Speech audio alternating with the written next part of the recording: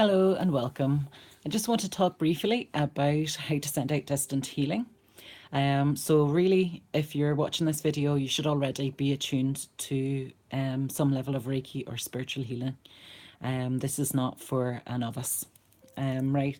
So the first thing that you need to do, as with when you give healing to a client on a bed, you need to give yourself some self-healing first so that you're clearing out your own physical body and your own energy fields and creating a sacred you, if you like.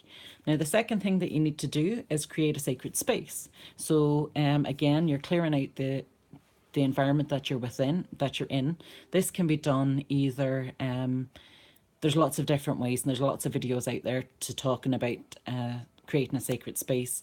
You'll see that I've spoken about it before in some of my earlier videos. So if you're not sure about anything, if you're one of my students watching this, then you will have seen my videos, because that's one of the basic things that I do. If not, you're more than welcome to ask a question or leave a comment, and I will get back to you about anything I have the answer to, or I will have a look and see if I can find the answer for you.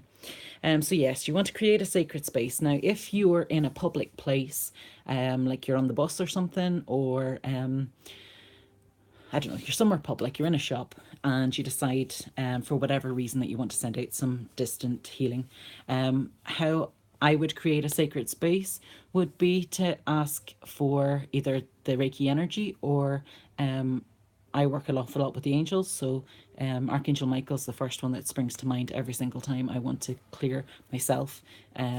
So what I would do is I would cut all my cords in the front and the back, above, below, to the left and to the right. And then I would ask that the Reiki energy flush out my system so that I'm nice and clear. Because if you're in a public place doing this, then obviously there's a reason why you need to do it quickly. So obviously you're not going to go into a full self-healing session.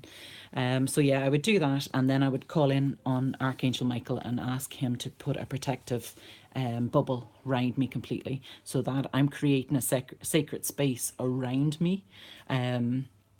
Obviously you need to be cautious of where you're sending out the distant healing, and if it's a safe place to do it. Obviously, if you're driving your car or operating machinery, then you need to be focused on what you're doing and not on something else. So obviously you need to be logical about when you do it, when you send it.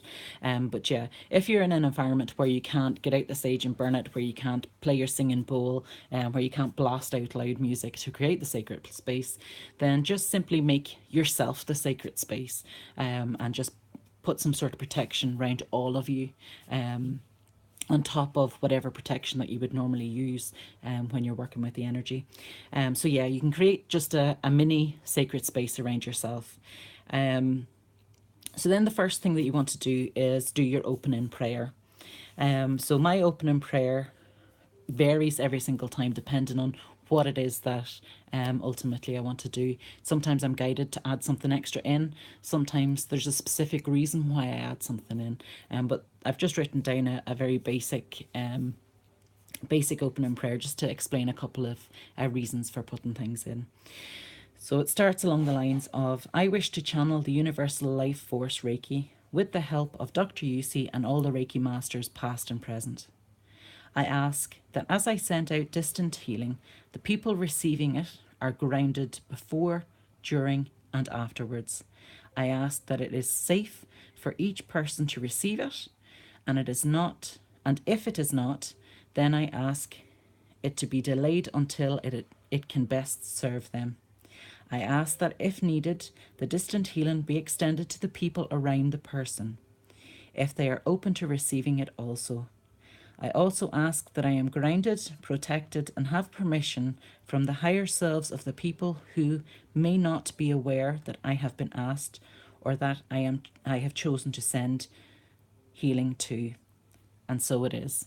So just to explain a wee bit about what I've got there, and I hope I haven't spoken it too quickly for you to understand. If I have, then feel free to drop me a message and I will give you a written version of it. I know obviously when I get into stuff, because of my accent, not everybody can understand what I'm saying. So if you'd like a written copy of it, I can email it to you. Yeah, so obviously You're setting your intention. I wish to channel the Universal Life Force Reiki with the help of Dr. Yusi and all the Reiki Masters past and present. That's simply how I start every single Reiki prayer, irrespective of what's going to come after it. That's just my starting point. So you're calling on the original source of Reiki, and you're calling on every master and master that's been and master that is. And let's be honest, no matter what you're doing, the more help you can get's got to be a good thing, right? So the next thing I've asked for is I ask that as I send out distant Reiki, the people receiving it are grounded. Now, no matter what you're doing spiritually, you ground, attune, protect, and permission. Those are the 4 things that you need, whether you're doing healing, whether you're doing mediumship, whether you're doing cards, whatever you're doing. So obviously, the attune is the prayer itself. That's you're putting the intention out there of what it is that you want to do. So the first thing that we've asked for is the grounding. So yeah, before, during, and afterwards. And I ask that it is safe for each person to receive it. And if not, then I ask that it be delayed until it can best serve them. Now, what I mean by this is you don't know what that person's doing in that particular time unless you have specifically spoken to the person that you're going to send it to. You know exactly when you are going to send it, but also when what the person's going to be doing at that particular moment. So obviously, if you're specifically sending it to a client, you may say to them, right, okay, 6 o'clock on a Tuesday afternoon, are you going to be free? What are you going to be doing? I'm going to be sending it to you then. So you may decide that you're going to have your sacred room, your sacred space, your nice music on in the background, and they're going to do the same. And that's great if that works out. But sometimes you hear about maybe someone who's sick in hospital on the television, right? So you have no access to that person, but you still have the compassion that you want to send some distant healing to them. So how do you do that? You do it by asking for permission from their higher self, which I get to a wee bit later on. But you don't know what's going on in that particular person's life at that exact moment. They could be getting their blood pressure taken. They could be being tested for any number of things if they're in hospital. And this goes for anybody that's in hospital or anybody who's perhaps having treatment at the time. So what happens when somebody gets Reiki, they tend to be quite relaxed and they tend to kind of be nice and calm, and their breathing's nice and calm, and their heartbeat's nice and calm, and their blood pressure's balanced, and essentially you're balancing all their chakras and you're balancing all their energy. So at that particular moment, if someone's getting their blood pressure taken but they've got high blood pressure or they've got low blood pressure, then potentially you're going to interfere with that. I'm not saying you will do, but you've got to be cautious of this fact, and that's why I put in the bit where it says, I ask that it is safe for each person to receive it, and if not, then I ask that it be delayed until it can best serve them, right? I've got a little cat here trying to get into the video too. Yeah, so like I say, you need to be cautious of that, because you don't know what the person's doing when you're sending it to them. Do they know you are sending it? Sometimes they don't. What effect will it have on them? So when somebody sends me distant healing, I can see my wee cat's decided to join us. When somebody's sending me distant healing and I'm not aware of it, I tend to react to it as I get very sleepy and I yawn a lot and I just want to go to my bed. Now, I don't know if that's how it comes to me or that's my sign that somebody's sending it to me, because normally somebody will say to me a day or two later, oh, did you get the Reiki I sent you, Tuesday evening? I'm like, that'll be what it was then. Do you know you were sending it to me? Or if I'm aware of it, again, then that can be the case. So yeah, if somebody receives Reiki and it makes them sleepy, if they're driving a car or they're operating machinery, then you need to be aware of the fact that you want them to be in the best possible position to receive it, and you want them to be safe when they receive it. So that's simply why we put that in there.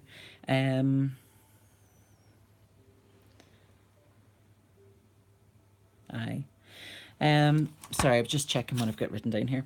Right, I ask that if needed, the distant Reiki be extended to the people around the person if they're open to receiving it. Now, one of the things that I think people either just simply don't realise or they don't think about when they're sending out distant healing is that if somebody's got a doctor or a nurse that's working with them, perhaps the doctor or nurse is having a bad day. So by you extending that out beyond just the person that's receiving the healing, then what you're doing is you're giving them the best opportunity, because although the person might be in hospital and they may have fabulous doctors and nurses, we can all have bad days. We can all miss signs. We can all miss, what meanings are. So if you extend the Reiki out to the doctors and the nurses and the people that are working with them, or perhaps if it's somebody that's in a care home, maybe the carers that they have with them, and again, you don't necessarily know the ins and outs of that person's life in the day. So by saying, being general, by saying that the people that are around them, if they're open to receiving it, because you need permission, you always need permission, then you're giving them the best opportunity. So if the doctor receives the Reiki, then perhaps the doctor's going to realize quicker what it is that's wrong with the person, or maybe the doctor will automatically be drawn to whatever the correct or whatever the appropriate medication is for the person. So you never fully know how the Reiki is going to affect the person, what benefit they're going to get from it. So the more help you can be to the person, the better obviously it is for the whole of the person. Now, it could be a situation where a person is having an argument and maybe they're stressed out, or maybe they're having trouble with a boss or a family member. So by extending that out beyond them, you're not restricting the Reiki to just helping the person, you're helping the whole situation, you're helping the whole environment. So allow the Reiki to go to wherever it needs to. I think to a slight wee tangent here, but one of the things people get very hung up on is the hand positions, and it's very much about, I must do it this way and I have to do it this way. But Reiki's not like that. Do you know, just because somebody has a sore shoulder, or somebody has a headache's probably a better example. If somebody has a headache, why do they have the headache? Do they have the headache because they haven't drank enough water? Are they dehydrated? Have they not had enough sleep the night before?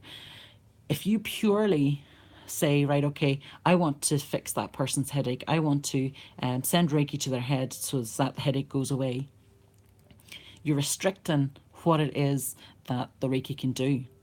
Whereas if you send the Reiki to the person to make them feel better or for their best possible outcome, then what you're actually doing is freeing up the Reiki to go to where it's needed, to do what it needs to do. So it could be a wee moment where the person gets clarity and they realize, wait, I haven't drank anything today, or I could really do with a drink of water. And all of a sudden they drink the water, and chances are if they've got a headache, they've taken paracetamol or something, but maybe the person isn't able to take paracetamol. There's so many variables in this. So what happens is you send the Reiki, they get the notification, oh, wait a minute, have I had any water? Maybe I should have a drink of water. Have I had a cup of tea today? No, maybe I'll have a cup of tea. And that in itself is what helps the headache. Or if it's true lack of sleep, then the Reiki can go on to help them get a good night's sleep that evening. So then the next day they're feeling more revived and the headache doesn't continue for a couple of days. So yeah, really try not to restrict the energy and put restrictions onto it. Try to give Reiki the opportunity to be the best possible help that it can be to whoever it is that you're sending it to. Because obviously if somebody is having an argument with a family member, or they maybe get in trouble from a boss at work or a colleague that they work with, they maybe don't enjoy working with them, by extending it out to more than just the person that you're sending it to,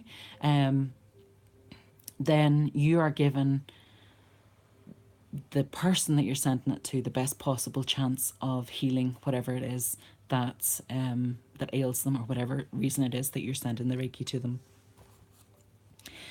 So I just finish it off with, I also ask that I am grounded, protected, and have permission from the higher selves of the people who may not be aware and I have been not been aware that I have been asked or that I have chosen to send healing to. What that basically is about is if wee Janie down the street comes up to you and says, right, okay, my mum's not well, can you send her Reiki? Or my daughter's having her exams and she's really stressed out, can you send her some Reiki? The person themselves haven't asked you, but in order for you to be able to send the Reiki to them, you need permission. So you ask the permission of the higher self. So you don't have to actually ask permission of the person. Sometimes you'll actually find, in very rare occasions, even though a person's come to you for Reiki or has asked for you to send Reiki to them, for whatever reason they block it, and for whatever reason they aren't open to receiving it. So by asking their higher self, that just gives you a wee bit of clarity. And what I tend to do, although I haven't written it down here, is I'll ask that if they're not open to receiving it, then I ask that it be sent to the animal kingdom or Mother Nature or wherever it's needed the most. And then I always finish it off with, and so it is. And that just seals it. That just says, right, okay, I've accepted, I've asked for what I need to ask for, and I'm accepting that you're going to do it for me and that it's going to be done. Now, I haven't included my guides, I haven't included the angels, the ascended masters, or any other energies. So if you're a particularly religious person and you have a deity that you look up to and you want to include in your prayer, go for it. Whoever you work with. I know some healers who work with Mother Teresa. I've personally had somebody sitting in the chair who I was given healing to, and who they were adamant for whatever reason that they weren't Christians anymore and they didn't believe in anything. Now, I've not personally asked, but when I've been working, they've sat there and all they've seen is Jesus's face. And they've come around and they said, I'm not a Christian, I don't believe in it, but all I could see while you were working on me was Jesus Christ himself. I'm like, well, there you go. Do you know? So whatever you believe in, whatever you want to work with, that's perfectly fine. You can include them into your prayer. Like I say, I've just left them out because I wanted to give you a very basic, simple kind of starting point where to start with. So you've done your opening prayer, you're grounded, you've asked for your protection, maybe you've used other forms of protection. I normally, depending on what I'm working on, I'll either imagine, if you're from the UK, you'll be aware of, or probably aware of, the Scottish Widows advert that used to be on, and she had this big cloak on her. So it was a big cloak, the full length, right the way down to the ground, and I had a hood. So I really quickly do my opening prayer, and then I'll imagine putting on the cloak and pulling the hood up over the top so that I'm creating a protective bubble round about me. But like I say, I normally work with Archangel Michael anyway, so I'll have him called in, I'll have my cords cut, and I'll ask him to protect me too. But I also have other ways of protection as well that I'm sure most of you will have heard of if you've worked with me before. Anyway, so you've done your grounding, you've done your protection, you've asked for it in your prayer, you've done your attuned, and you've asked for permission. So now we're going to start to the actual healing part of it. Now, you can either go into like a meditative state if you aren't already, close your eyes, put on some nice music, and just as you're closing your eyes, just focus on your breathing, relax, be aware of what's going on in your own body, just like you would in a normal healing session. You can either visualize your symbols, you can draw them on your hand physically, you can repeat the names of them, whatever way that you would normally work or whatever you feel guided to working with, then by all means go that way. Now, you can visualize the person that you're working with. Maybe you know what they look like, maybe you don't. You can visualize just a random body in front of you. Just imagine you've got the Reiki table or the chair, whatever way you work. Imagine they're laid out in front of you, and then just work down through the body in the different hand positions. Maybe you might find that there's a specific area that you've been asked to cover. Maybe the person's got an awful lot going on in their head. Maybe it's an emotional healing that you want to give them, and in which case that's fine. Just imagine that they're lying on your bed, and then just place your hands, you know, the usual kind of round all the areas, or you may feel guided to do it a different way. Perfectly fine. Whatever feels right, whatever in your gut feels right, that's what you're supposed to do.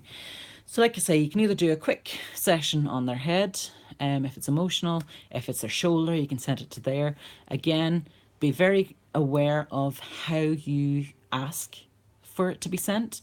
You can just visualize it going to the particular place, but if you're specifically asking for it to heal their shoulder, just again be very aware, because you don't want to restrict the energy. If they've got a sore shoulder, it could be that the shoulder sore because the hip on the opposite side is you know, giving them trouble and they're compensating for it. Maybe they're walking with a limp, whatever. Maybe it's the way they're lying in their bed.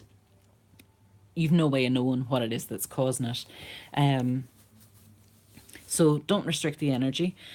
You can visualize the person and work down through the hand positions, or work on a specific area. What I would say to you though is, as you work on the person,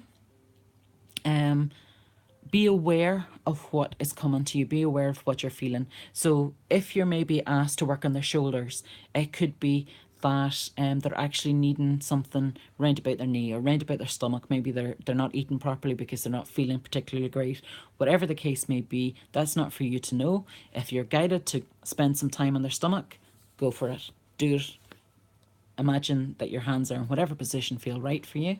You can, again, as you're sitting there with your eyes closed visualizing, or with your eyes open visualizing it, you can move your hands about, you know, into the hand positions, or you can sit there perfectly still. Whatever feels right for you, whatever works for you, that's all that's important.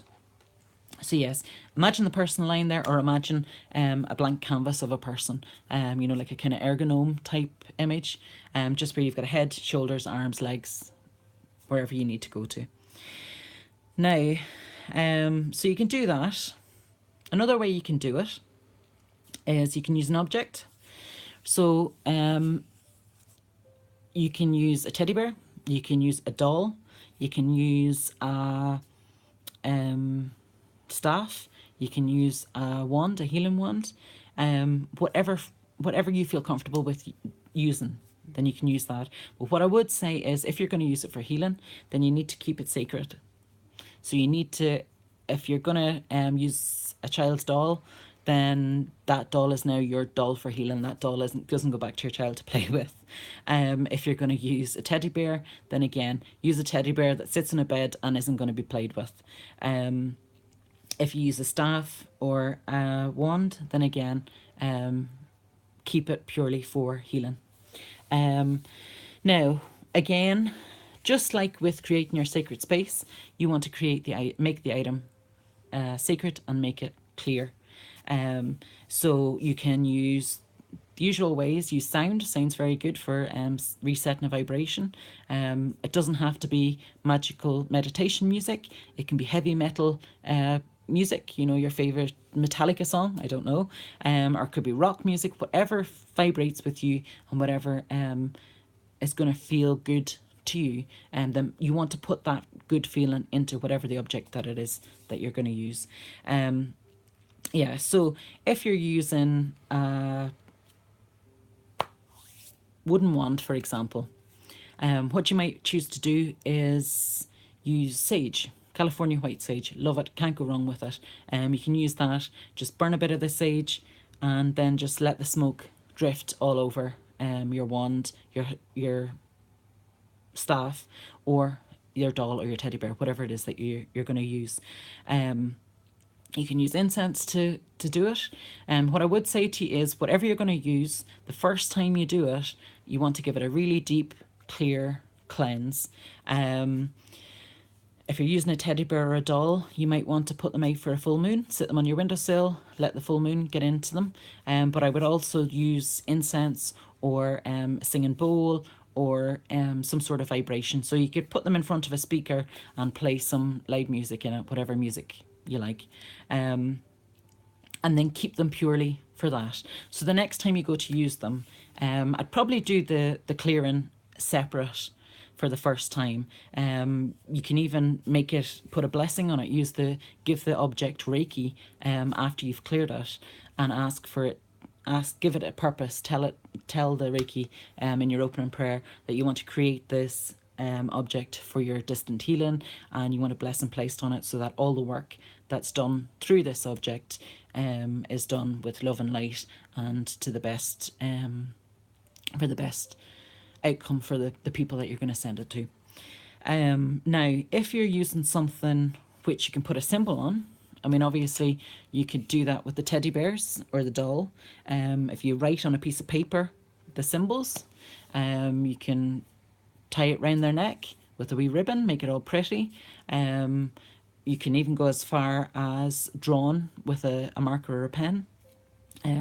Maybe lift up the sleeve of the doll and draw it on the arm, or even probably drawing it on the palms of the doll's hand would be a really good place to put it, so that the healing's going from the palms of your hands into the doll, and then from the palms of the doll out to whoever it is that you're sending the distant healing to. If you're using a wooden wand or a wooden staff, then you can draw again. Write it with a black pen, a black marker, or different colours, whatever it is that feels right with you. If you've got the tools to do it, you could even burn it onto the stick, onto the wood, so that it's there permanently. And that symbol is constantly being put into whatever the object is that you're using. Now, obviously, if you're using a doll or you're using a teddy bear, just imagine looking at them. Obviously, you're going to do that with your eyes open. Imagine that the doll is the person that you're going to send it to. And then just same as you did before, either go down the hand positions if you want to give them a full treatment, or go to whichever particular place that you're drawn to go to or that they've asked you to go to. Now, that's fine when it's a doll or a teddy bear with a head, shoulders, arms and legs. But when you're working with the staff, pick one side that's the head, pick one side that's the feet, and just work your way down along it. Feel the energy as you go. You can either, again, use your different hand positions along the way, or you can just imagine that it's the spine of somebody as they're lying on your bed, and then just work down the different areas. Go to generally where the head is, go to where the feet is, roughly around the middle for the stomach, or well, top middle for the stomach and chest area, and then bottom middle for the legs. The same with the staff. Obviously, a staff's much bigger. You can basically, whatever your spiritual orientation is, whatever it is that you're into, the staff and the wands and stuff, I've got some lovely crystal wands that I use for crystal healing. The staff obviously is more shamanic, as is the wooden wand that I use. But if I'm sending out distant healing, I don't tend to use an object. I just automatically visualize the person, or imagine, there is a person that I'm working on, and I've already set the intention of who it is that I'm wanting to send it out to. So yeah, you've done your opening prayer, and then if you're just sending it, if you're just sending it to one person, then it's purely simple saying, right, imagine the person in particular, or if you don't know what the person looks like, then you can just say, right, I wish to send out Janie down the streets asked me to send healing to her mum, so this is where I'd like this healing to go to. This is where I would like this teddy bear to represent. This is who, sorry, I would like the teddy bear to represent. This is who I'd like the doll to represent. This is who I'd like the wand to represent. Come to the end, and then just close off like you normally would. Make sure that they're grounded. Make sure that you fluff out their auras. Make sure that you smooth out their auras, and give thanks. Now, you have the choice, just like you would when you're finishing working with somebody, you break the cord to you and the cord to them. So you can either do that and then move on to the next person if there's several people that you're going to send healing to, or you can give thanks, finish off that session, and then start your opening prayer again. sometimes there'll be different ways in which you do your opening prayer and different reasons why you're doing your opening prayer. So it just depends on what the circumstances are that you're sending the distant healing to. So yeah, like I say, you need to break your cords with one person before you move on to the next. But so if the person's in hospital, what you can do is you can send out the healing for them, and then extend it out to the nurses and the doctors. So just even sit with your hands open as if you're sending out the healing, as if you're sending it up into the universe, as if you can hold your hands, out towards you, whatever feels comfortable or whichever feels most right. And then just ask for that healing to go to wherever it's needed, to the people that are around about the person, be it the doctors, be it the nurses, be it their family members, because sometimes the greatest healing comes from actually having a conversation with somebody, having somebody there to listen to them. That can take a load off the mind and stop the stress. And by reducing the stress, just like Reiki does, it boosts the person's own ability to heal themselves. And that's why listening is so important. So by you sending it out to whoever's round about them that needs it the most and who can help the most, then that may not necessarily be the doctors and nurses. So again, you're not restricting it to just specific people, sorry. It could be their mum or their best friend or their co-worker who comes to visit and just happens to be in the right place at the right time and be the right person and lets them get it off their chest. So yeah, don't restrict the energy. When you're finished then with that one person, you can I would always give thanks after I finish. So you can either give thanks right there and then for that person, and move on to the next person, or you can give thanks, close off, and then reopen again by starting a new opening prayer, or you continue on from the previous opening prayer, depending on how you've asked for it, and then just close off for each person as you go along. And then when you come to the very end, then you give thanks for all the healing that you've given out, for all the healing that you've facilitated. You give thanks and you then close yourself off and make sure you're completely grounded. And it's up to yourself, depending on how you're feeling. You may ask for some more healing to be sent to you. But I tend to find when I give out Reiki, be it hands-on or be it distant healing, then I tend to feel better for it anyway, because I'm channeling it through me. But yeah, it's up to you, whatever process that you want to finish off with. Give thanks, make sure you're completely grounded, and then start to bring yourself back round.